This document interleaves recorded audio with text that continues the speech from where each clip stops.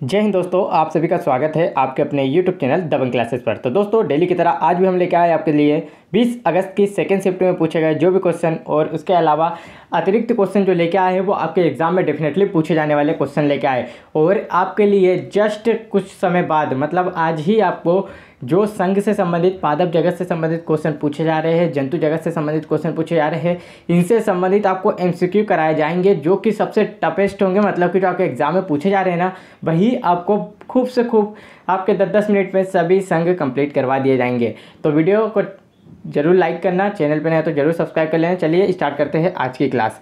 और व्यापम अपनी औकात पे आ चुका है, धीरे धीरे जो है वो जंतु और पादप जगत की ओर साइंस में बढ़ने लगा है। तो व्यापम के प्रीवियस ईयर क्वेश्चन लगाना है यदि साइंस के, तो आपको डिस्क्रिप्शन में दी गई लिंक से डायरेक्ट जाकर आप PDF डाउनलोड कर सकते हैं। व्यापम के जैसे अगर बात करें फॉरेस्ट एग्जाम की, आबकारी एग्जाम की और जेल प्रहरी एग्जाम की, MP पुलिस कांस्टेबल एग्जाम की, तीनों एग्जाम की अगर बात करें साइंस की PDF लेना चाहते हैं तो आप डायरेक्ट इस नंबर से जाकर ले सकते हैं। ये नंबर आपके सामने है, इस नंबर से जाकर आप डायरेक्ट MP मतलब जो साइंस व्यापम के द्वारा पूछे गए थे, फॉरेस्ट एग्जाम, पटवारी एग्जाम और MP पुलिस कांस्टेबल एग्जाम 2022 में, तीनों एग्जाम की एक साथ साइंस की PDF है जिसमें 4300 प्लस क्वेश्चन है। साइंस के ओनली क्वेश्चन है, पूछे गए क्वेश्चन है तीनों एग्जाम के। तो ये आसानी से जाकर इस WhatsApp नंबर के जरिए ले सकते हैं।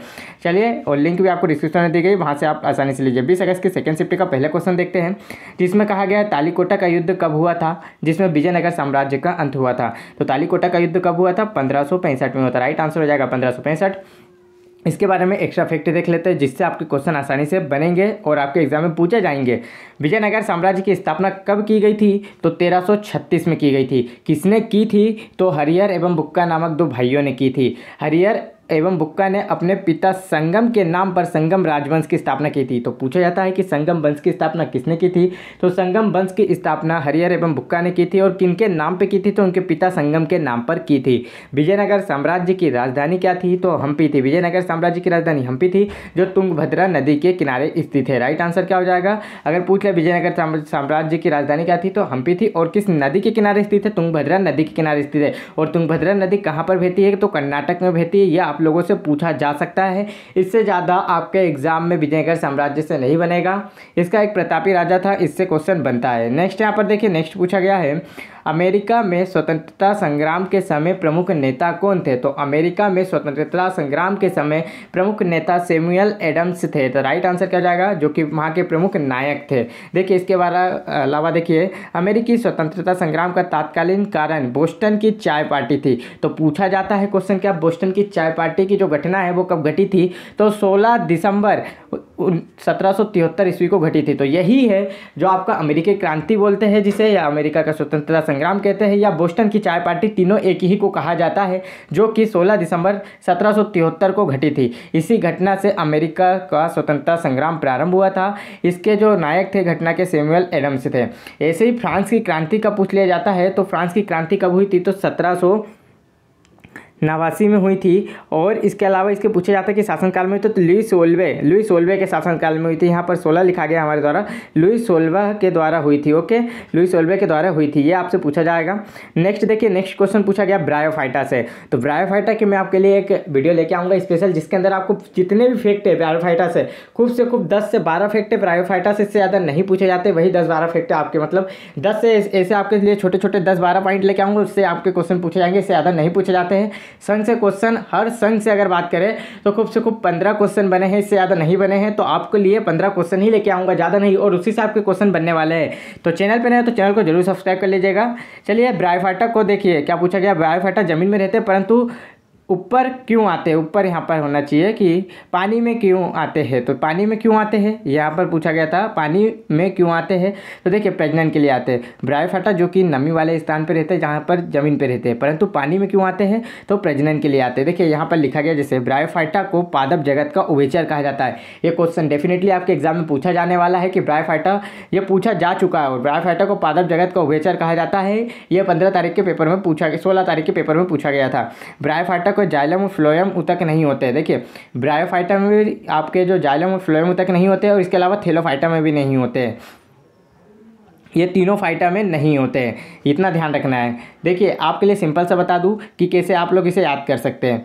जो थैलोफाइटा होता है सबसे पहला क्या आता है, थैलोफाइटा आता है अपुष्पोद्भिद में। अपुष्पोद्भिद का मतलब क्या होता है, जिसके अंदर ना तो पुष्प होता है ना ही बीज होता है। ये किस में आता है, तो थैलोफाइटा सबसे पहला आता है, फिर आता है ब्रायोफाइटा, फिर ब्रायोफाइटा आता है और फिर आता है टेरिडोफाइटा। ये 3 फाइटा आते हैं, बस आपको इसको याद रखना, इससे ज़्यादा नहीं आता। देखिए और इसके बाद फिर पुष्पोद्भिद में हम चलेंगे तो नेक्स्ट आपको बताएंगे। जैसे थैलोफाइटा की बात करें तो थैलोफाइटा में भी जाइलम और फ्लोएम ऊतक नहीं होता, जिसे संवहन ऊतक कहते हैं, अर्थात ये खाना और जो भोजन और पानी को ले जाते हैं मतलब संवहन करते हैं। तो ये वाले ऊतक थैलोफाइटा में भी नहीं होते हैं, ब्रायोफाइटा में नहीं होते हैं, परंतु टेरिडोफाइटा में होते हैं। तो ये पूछा जाता है किस पुष्पोद्भिद में जो जाइलम और फाइलम ऊतक होते हैं तो टेरिडोफाइटा में होते हैं। ये 3 लाइन से याद रखिए, पहले दूसरे में नहीं होता और तीसरे में होता है।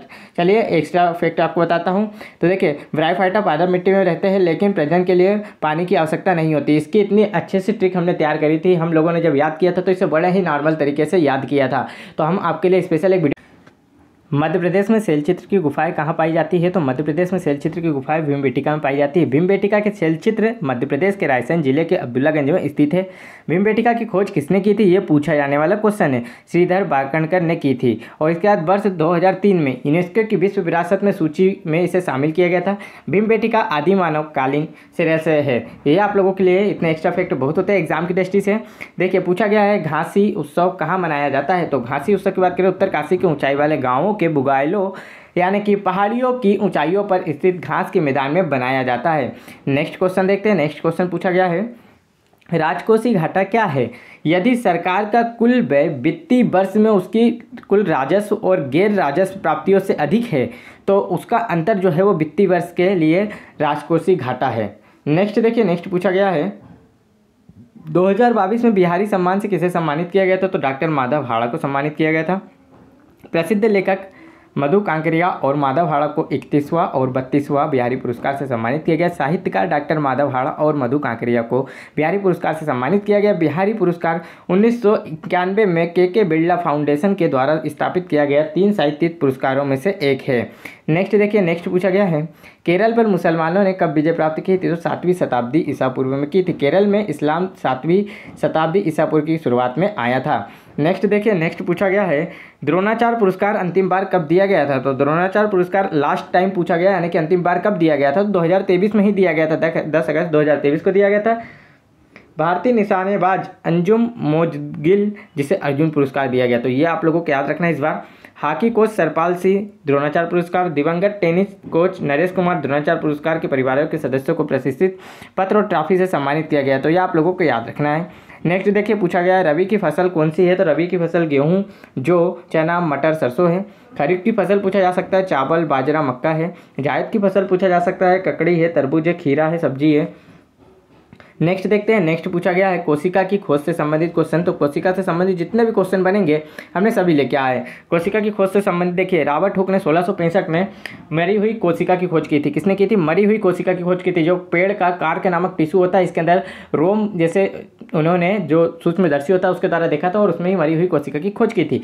और अगर बात करें जीवित कोशिका की खोज किसने की थी, तो जीवित कोशिका की खोज की थी लुवेन हॉक ने की थी। किसने की थी, एडवर्नी अलेक्जेंडर लुवेन हॉक ने की थी, जो कि जीवाणु था। ठीक है, जीवाणु कहते थे जिसे पहली थी। और सबसे छोटी कोशिका पूछ लिया जाए तो माइक्रोप्लाज्मा है। देखिए जीवन की सबसे छोटी और रचनात्मक इकाई क्या होती, कोशिका होती। कोशिका शब्द का निर्माण रॉबर्ट हुक ने किया था। कोशिका का अनुवांशिक पदार्थ किसे कहते हैं, डीएनए को कहते हैं। कोशिका का अध्ययन साइटोलॉजी कहलाता है। कोशिका के भीतर श्वसन का केंद्र माइटोकांड्रिया है। देखिए कोशिका के भीतर कौन करता है श्वसन, तो माइटोकांड्रिया करता है। समसूत्री विभाजन किसमें होता है, कायिक कोशिकाओं में होता है। अर्धसूत्री विभाजन किसमें होता है, लिंगिक जनन कोशिकाओं में होता है। ठीक है, जनन कोशिकाओं में होता है।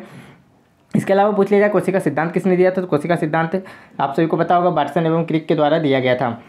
और देखिए यहाँ पर नेक्स्ट पूछा गया था राज्य सरकार शिक्षा और स्वास्थ्य पर कितना राजस्व लेती है, इनका अनुपात आप लोगों को बताना था। लाल मिट्टी में क्या पाया जाता है, तो लोहा और एल्यूमिनियम और चूना पाया जाता है। नेक्स्ट यहाँ पर देखिए जो पूछा गया था इसका राइट आंसर आप लोग कमेंट में करके बताएं कि 52 ताश के पत्ते को एक पत्ता खींचा जाता है, तो इसमें से बादशाह होने की प्रायिकता क्या होगी, तो ये तो आप सभी लोग आसानी से कर सकते हैं क्योंकि 4 बादशाह होते हैं। इसमें C1 खींचना होता है, 52 क्या होता है और इसमें से भी C1 खींचना होता है, तो कुल मिलाकर 4/52 हो जाएगा। और इसको काट देंगे तो 1/13 इसकी प्रायिकता निकल आएगी। सिंपल सा क्वेश्चन था, ज़्यादा हार्ड क्वेश्चन नहीं पूछे जा रहे, नॉर्मल ही क्वेश्चन पूछे जा रहे हैं। और अच्छा स्कोर कर पा रहे हैं, कट ऑफ आपके हाई जाने के चांस है क्योंकि कट ऑफ कम नहीं जाएगा। सभी लोग अगर बात करें तो कट ऑफ अच्छा मतलब हमारे यहाँ से जो ऑफलाइन कोचिंग है इससे हाईएस्ट जो नंबर गया है वो 92 नंबर गया है, हाईएस्ट 92 नंबर गया है। और ऑफलाइन कोचिंग की बात कर रहे हैं। इसके अलावा अगर बात करें तो यूपी से हमारे यहाँ से जो यूट्यूब पे पढ़ते थे उनके आए हैं हमारे यहाँ से 94 नंबर, वो सबसे ज़्यादा हाईएस्ट गया है। तो इतने नंबर ला रहे हैं कैंडिडेट, और 80 से 86 के बीच में और 90 के बीच में तो बहुत से कैंडिडेट हमारे यहाँ से ला रहे हैं। मतलब कट ऑफ आपका जनरल ओबीसी और SC ST हाई ही जाने वाला है, कम नहीं जाएगा। तो जिसके भी 75 प्लस आ रहे हैं वो रनिंग की तैयारी करें, और 80 प्लस वाले तो बिल्कुल अच्छे से करें, क्योंकि अब आपको नंबर नहीं फिजिकल में भी नंबर अच्छे मानना होगा। वीडियो अच्छा लगा तो लाइक करना, चैनल पर नहीं तो सब्सक्राइब कर लेना। चलिए मिलते हैं नेक्स्ट वीडियो में, तब तक के लिए जय हिंद दोस्तों।